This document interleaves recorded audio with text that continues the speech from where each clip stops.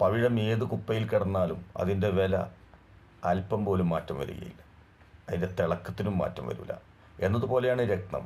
അതുമ്മ ഏത് പെയിൻ്റ് അടിച്ചാലും പെയിൻ്റൊന്നും ഇളക്കിക്കഴിഞ്ഞാൽ അത് ഏത് ഇരുട്ടിലും തിളങ്ങും. സത്യം പറഞ്ഞാൽ സന്ദീപ് വാര്യർ ഒരു ലോക്കപ്പിൽ അകപ്പെട്ടവനെ പോലെയായിരുന്നു അദ്ദേഹം ആദ്യ പാർട്ടികളിൽ പ്രവർത്തിച്ചപ്പോൾ. അദ്ദേഹം പറയാൻ ആഗ്രഹിച്ചതും അദ്ദേഹം ലോകത്തിൽ പ്രചരിപ്പിക്കാൻ ആഗ്രഹിച്ചതും എവിടെയൊക്കെയോ ബ്ലോക്ക് ചെയ്തു വെച്ചതായിരുന്നു.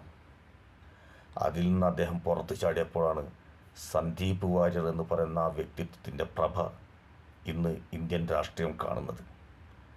അപാരമായൊരു മനുഷ്യനാണ്. അദ്ദേഹത്തിൻ്റെ പത്രസമ്മേളനം കേട്ടപ്പോൾ ഒരു ചെറുപ്പകാലം മുതലേ കോൺഗ്രസ്സിൽ പ്രവർത്തിച്ചിരുന്ന ഒരു പ്രവർത്തകൻ്റെ പ്രൗഢിയും ഗാംഭീര്യവും ആർജവും അദ്ദേഹത്തിൽ കാണാൻ കഴിഞ്ഞു.